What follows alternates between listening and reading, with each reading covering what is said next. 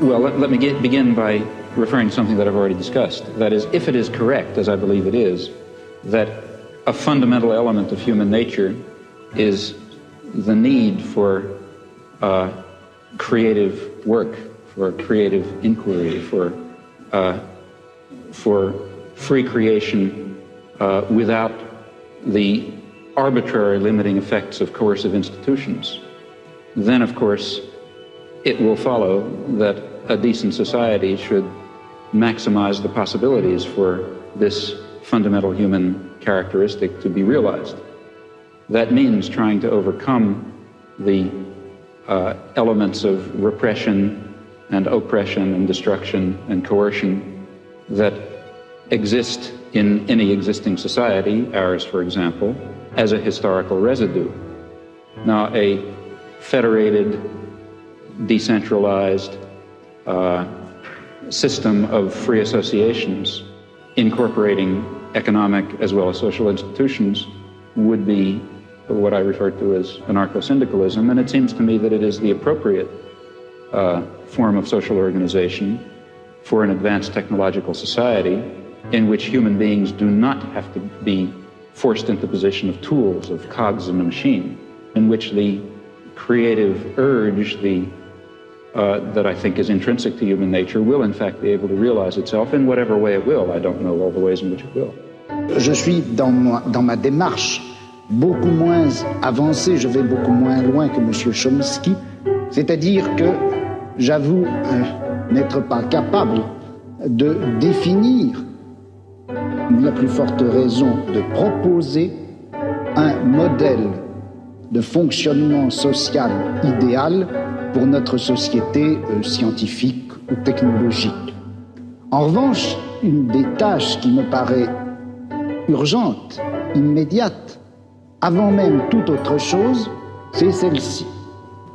On a l'habitude, du moins dans notre société européenne, de considérer que le pouvoir, il est localisé entre les mains du gouvernement et il s'exerce par un certain nombre d'institutions bien particulières qui sont l'administration, en France on appelle ça préfectorale, enfin, je ne sais pas comment on dit ailleurs, l'administration, la police, l'armée.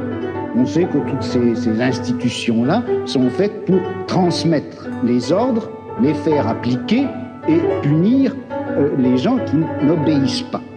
Mais je crois que le pouvoir politique, il s'exerce encore, il s'exerce en outre, de plus, par l'intermédiaire d'un certain nombre d'institutions qui ont l'air comme ça de n'avoir rien de commun avec le pouvoir politique, qui ont l'air d'en être indépendantes et qui ne le sont pas.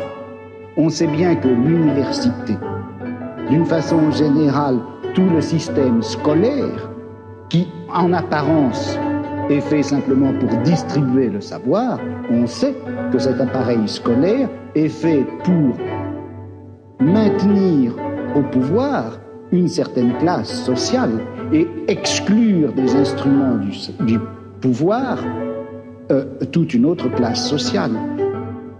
Quelque chose comme la psychiatrie, qui en apparence aussi n'est destinée qu'au bien de l'humanité et à la connaissance des psychiatres, la psychiatrie est encore une certaine manière de faire peser un pouvoir politique sur un groupe social. La justice également.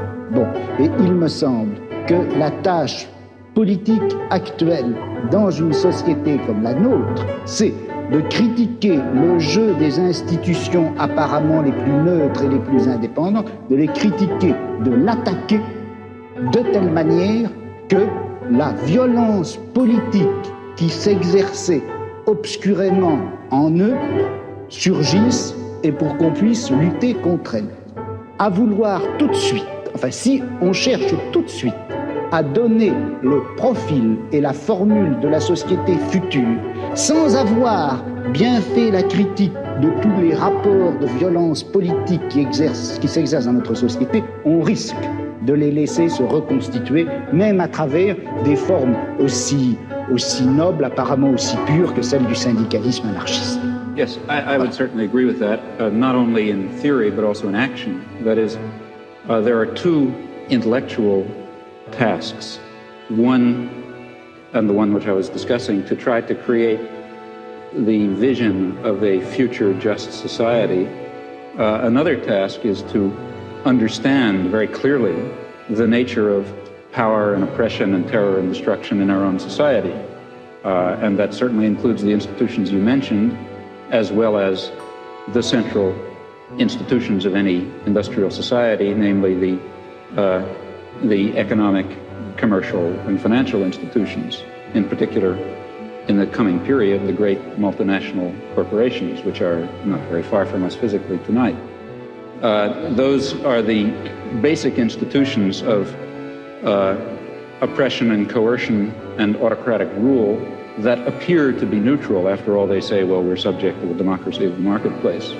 Still, I think it would be a great shame to lose or to put aside entirely the somewhat more abstract and philosophical, if you like, task of trying to draw the connections between a concept of human nature that gives full scope to freedom and dignity and creativity and other fundamental human characteristics, and relates that to some notion of social structure in which those properties could be realized, in which meaningful human life could take place.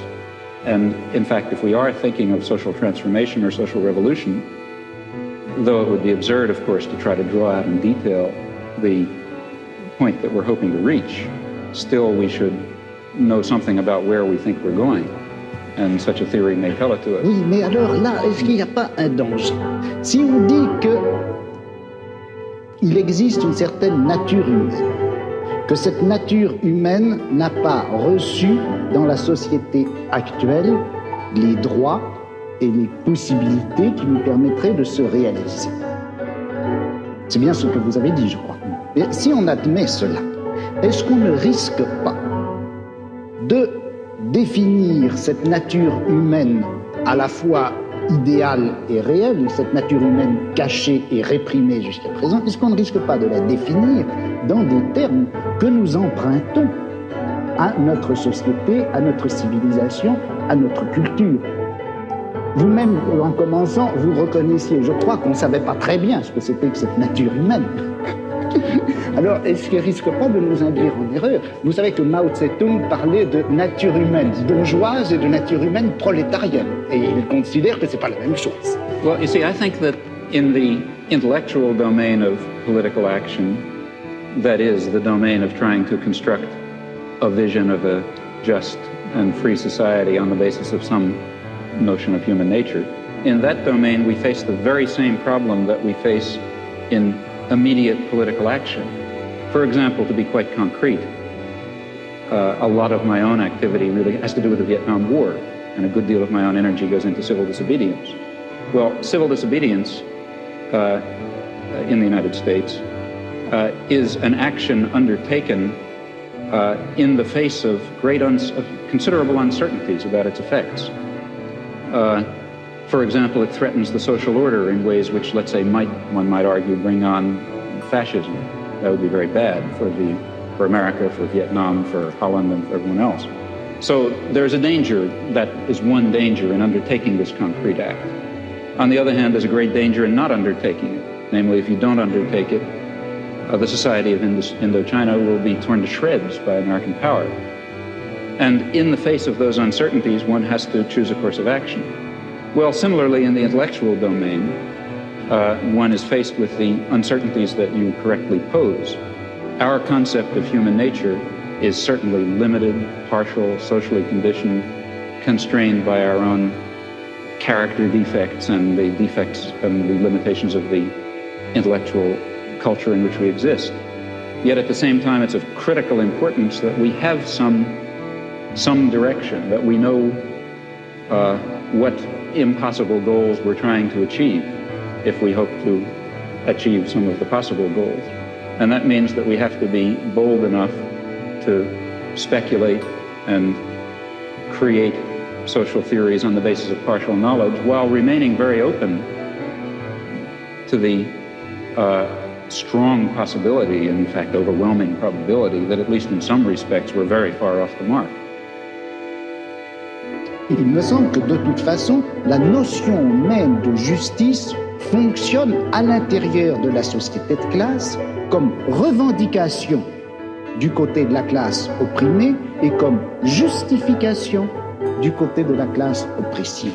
I don't agree with that. Et dans une société sans classe, je ne suis pas sûr qu'on ait encore à utiliser cette notion de justice. Yeah.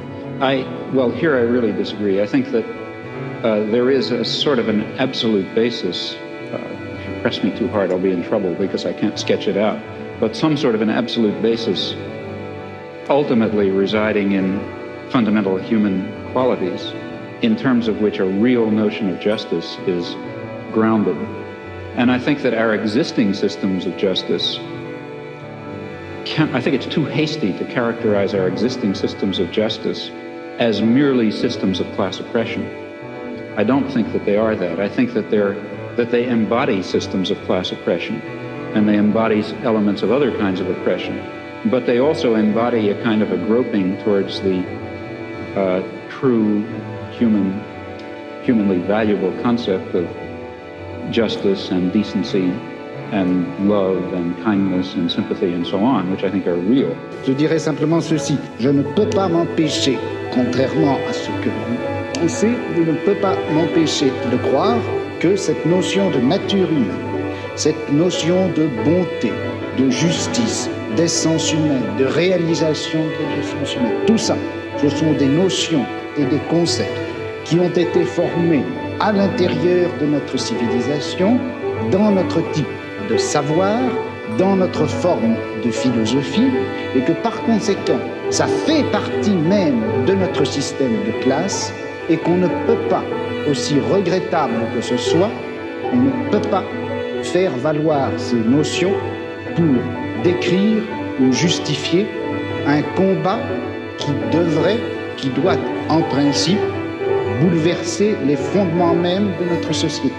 Il y a là une extrapolation dont je n'arrive pas à trouver la justification historique.